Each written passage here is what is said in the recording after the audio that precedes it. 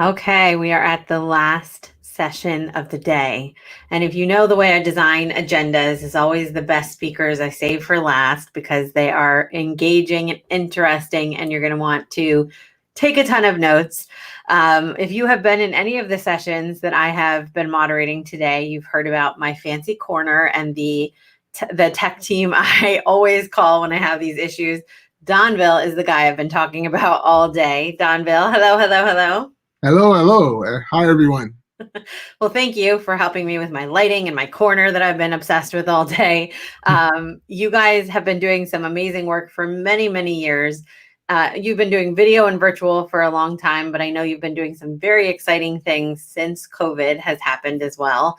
So I wanted to kind of like give you the opportunity to talk specifically about, I know you guys have done for years some really interesting stuff with fundraising events. I want you to talk about maximizing engagement and participation, especially for fundraising. We need people to not just put it on their calendar and then, ignore it. We need them to participate. So I'll be here to moderate any questions that come in from our audience, but I will let you take it from here, I think. Awesome. Sound good? Yep. Thanks, Liz. So hi, everyone. I'm so glad to be here, and really big shout out, big great thanks to Liz and her just awesomeness in putting together such a great event as she always has before. I'm glad Texie Talk is back on and for having me come back and speak here. So welcome to all of you and welcome to the session, and thank you for joining. So the main thing here that I'll talk about is how to really maximize engagement for an audience that is attending your awards event or your nonprofit fundraising event, your gala, things of that nature. You will notice, of course, you see around me, I'm surrounded by a few computers. There's actually a lot more that you can't see. This is like the command center, if you will, but I don't actually use any of these other computers other than the one I'm looking at now. Primarily, our team, we have a large team that are doing a lot of different events, sometimes many at a time, different things. This is a way for me to be able to see all the stuff that we're doing, but it does look kind of cool. So, and it kind of speaks to what we do. So to really clarify that, VCast, we are a production company that focuses on two things: video production, producing really great videos, impactful videos. You can see a ton of our work in our portfolio on our website from video. And the other big thing, of course, what we've been doing the majority of over the last few months is producing virtual events, making virtual events, pretty much producing virtual event productions that are higher quality than simply holding a Zoom event or a conference where it might be doing it in different ways. So our specialty is really on producing virtual event in a way that looks more closely related to a live broadcasted event that you might see on TV or see on any of the major channels, any of the,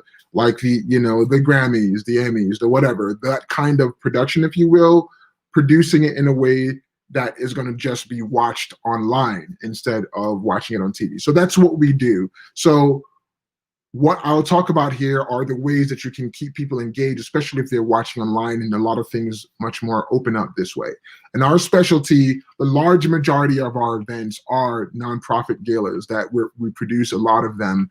Up to this point, since April until now, we've produced nearly 70 virtual events of this caliber. So we've done quite a lot, and this is where I'll share our experience with you on how are the different ways you can engage people here. Any questions come up, definitely shoot them. So I'll continue. And excuse me if I'm looking at this screen, by the way. Fun fact, I dropped this laptop and broke the screen this morning. So I'm looking at my secondary screen. So fun facts for you guys. All right, sweet. So the first thing I'll talk about is there's different things you can do in your show. And our main service and what we do and what we provide is called VertEvent Pro. And of course, so it's called the VCast VertEvent Pro Services. It's a trademark, it's a branded name. If you'd like more info, please visit our booth. We have multiple people from our team on here today, and we can answer any questions or schedule any meetings or et cetera, share your business card or what have you, everything. So the main thing I'll talk about here is VertEvent Pro and all the different things that we do to keep audiences engaged. We have a knack for, with almost all of our virtual events, to to have people stick around for a long time, where they're actually sticking around long after the event actually ended, where after we say goodbye.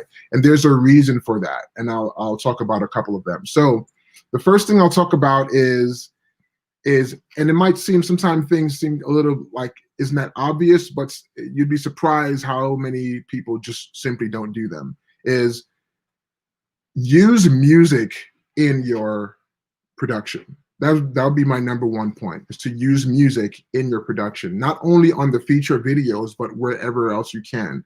And the reason for that, especially coming from someone who's a video producer, is music is not just an element of filling the blank air, but what it does is actually it triggers emotions.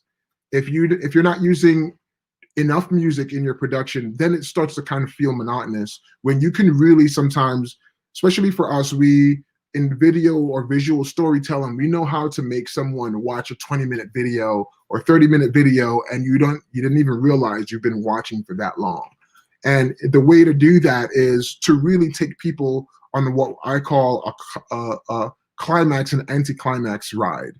A moment when they go up, a moment when they come down, a moment when they go up, and a moment when they come down. So there's always an arc of how the program is going, because there's ups and downs. So every time you go up, and then you're starting to be there, you're starting to get used to what's happening. Then it's time to move on to the next big moment. So that constant sine wave of emotion in your program is important. A good way to do that is using music. Having it come in at a moment, then it goes down, or maybe it changes, and then it gets exciting. So different parts of your program, use music in a way that can really engage people watching. The other thing I'll mention here is that you should definitely have some sort of interactive elements. And one of the interactive elements you can have is, of course, a professional entertainer in your program. I know there were others. There were some that did today and had their great presentation, different things. And some of those are the same kind of things that we recommend that you have in your program. Having a mentalist, having a magician, having a performance of some sort that kind of breaks the monotony of a bunch of people talking, especially when it comes to virtual. A lot of us are kind of sitting at our desk, at our office, or at our home in the different parts of our program, and it bores the heck out of us, right? So it's like, how can you kind of change from that monotony? It goes along the same lines of climax and anticlimax. Have some different things in your program that create an arc of some sort. So having an entertainer, the different things, having them do certain things that just blows your mind. And that one thing you can remember from the event was, whoa, this is great, right? That's one of the things that we recommend that you do, is to do that.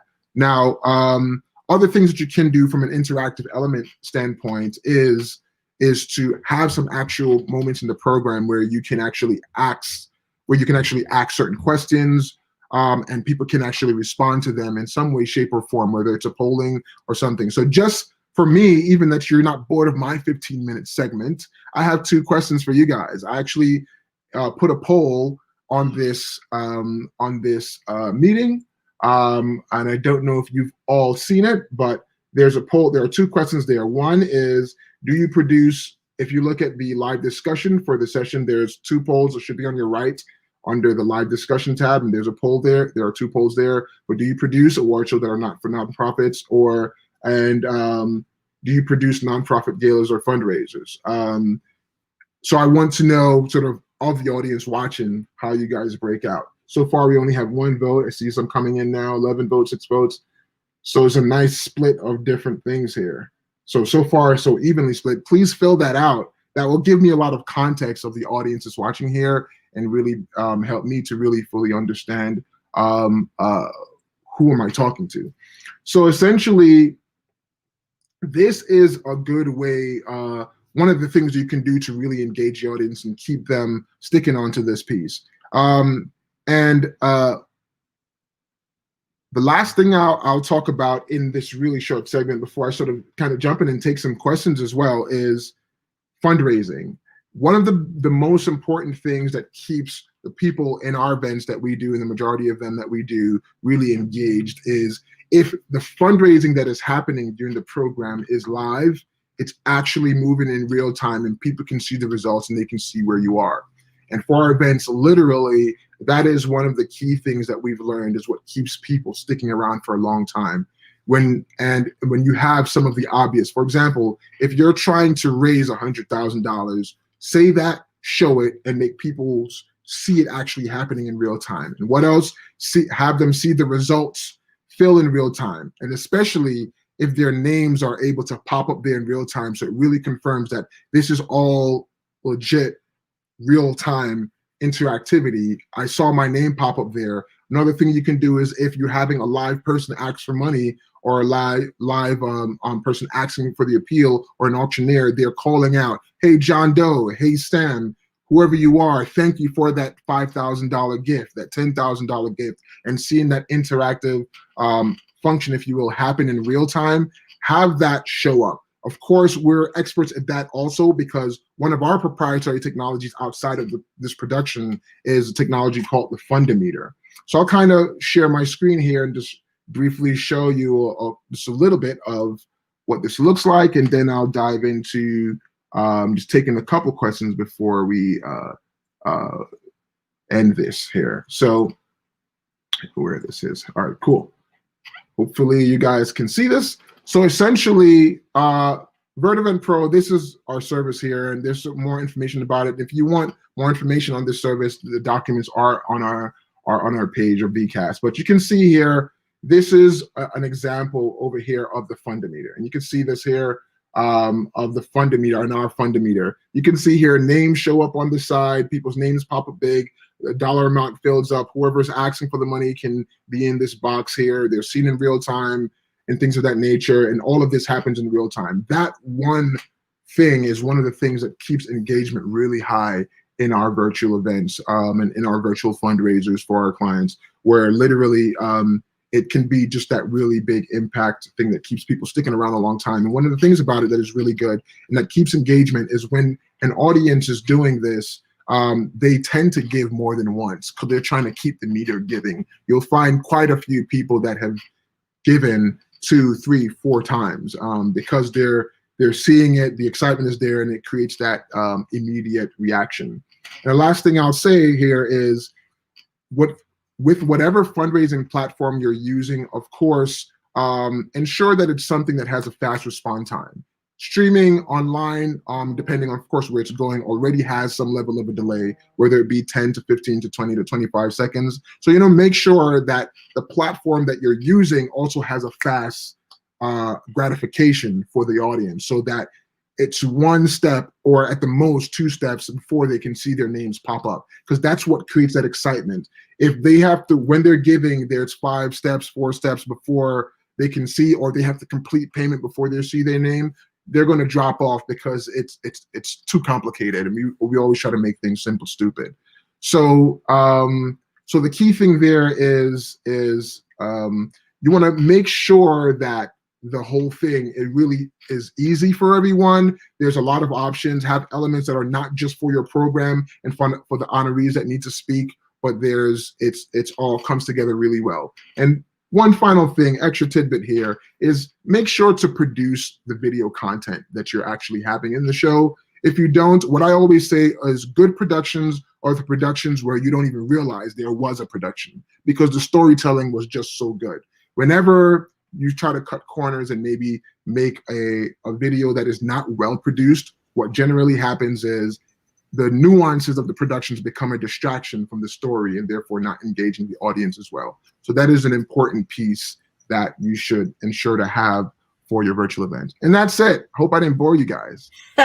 Never boring. I heard something a few weeks ago that I thought was amazing and very related to what you're saying in terms of production. That production value is so important. And I think it was Jay Damani Daniel said, we've heard so much about Zoom fatigue. We've all heard of that. No one has ever heard of Netflix fatigue or, it's about engaging. And that's exactly what you're talking about. And you have that experience because, which you didn't really get into, but you have a background in video production and you know how to build that arc.